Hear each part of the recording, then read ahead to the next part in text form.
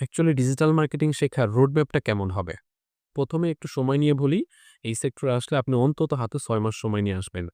এরপরে digital marketing এ যদি শিখতে চান, এখানে আপনি ২ ধরনের মার্কেটিং শিখতে পারবেন। একটা হচ্ছে পেইড আর একটা হচ্ছে অর্গানিক। যদি আপনি অর্গানিক মার্কেটিং নিয়ে কাজ করতে চান, আমি বলব যে আপনি এসইও এর দিকে চলে যান।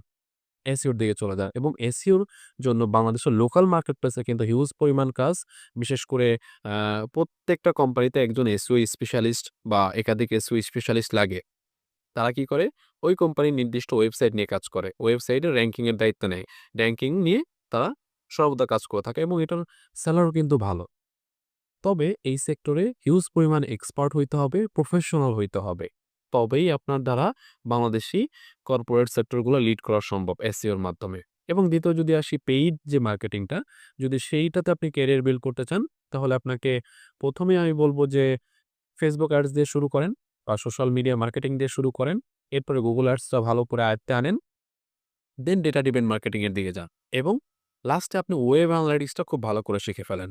এখন বলতে পারেন, ভাই সবগুলোকে একসাথে শিখতে পারবো? SEO, Facebook ads, Google ads, web analytics শিখতে পারবেন, বাট সময় দরকার অনেক। এবং আমি সবসময় বলি যে ১ টা ২ টা একটা ভালো, একটা আ সেক্টরে আপনার এক্সপার্টাইজ হওয়া ভালো, বাট ২ টার বেশি না। তাহলে দেখা যায় যে অনেক সময় অনেকে বিলিভ করতে চায় না বা আপনি এটা লম্বা একটা সময়ের দরকার। তো আমি বলব যে সবসময় একটা সেক্টরের A to Z আপনি মাথায় গেঁথে ফেলেন। যেকোনো কেউ যদি আপনাকে জিজ্ঞেস করে, সাপোজ ইন্টারভিউতে যেকোনো জায়গা থেকে যদি জিজ্ঞেস করে আপনার স্পেসিফিক ফিল্ড নিয়ে, আপনি হয়তো সাথে, সাথে অ্যান্সার দিতে পারেন। সাথে, সাথে বুঝায় দিতে পারেন কাজ। এজন্য একটা সেক্টর আপনি ভালো করে শেখেন, এক্সপার্ট হন। কিন্তু ডিজিটাল মার্কেটিং আপনাকে করতে হলে, টিকে থাকতে হলে সবগুলা সেক্টরের বেসিক নলেজটা আপনাকে রাখতে হবে। এর জন্য আমি বললাম যে পেইড মার্কেটিং এর ক্ষেত্রে Facebook অ্যাডস দিয়ে শুরু করেন, Google অ্যাডসটা শুরু করেন, শেষ করেন। এরপর ওয়েব অ্যানালিটিক্স বা ডেটা ড্রিভেন মার্কেটিং এর দিকে চলে যান। এতে আপনার ফান্ডামেন্টালটা অনেক ভারী হবে।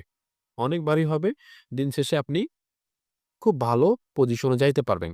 তবে ওই যে বললাম যে সময় দরকার। প্রত্যেকটা সেক্টরে ভালোভাবে বুঝতে হবে, জানতে হবে। দেন আপনাকে একটা কোম্পানির ইন্টারভিউ বলেন বা ফ্রিল্যান্সিং এ আসা বলেন বা Fiverr, Upwork এ আসা বলেন, আসতে হবে না। তা না হলে কিন্তু আপনি দিন শেষে ঝরে পড়ে যাবেন। আর এই যে ৬ মাসের একটা রুটিন তৈরি করে নেওয়া যে এত সময় আমি প্র্যাকটিস করব। নির্দিষ্ট করে বলা যায় না, ভাই আমি ৩ ঘন্টা ২ ঘন্টা প্র্যাকটিস করলে ভালো কিছু হতে পারবো। আপনার যতটুকু মনে হয় যে এতটুকু প্র্যাকটিস করলে আমি ভালো কোনো কিছু আউটপুট পাবো, ওই সময়টুকু আপনি প্র্যাকটিস করেন। তো রুটিনটা নিজের মতো করে সাজাইতে হবে আরকি।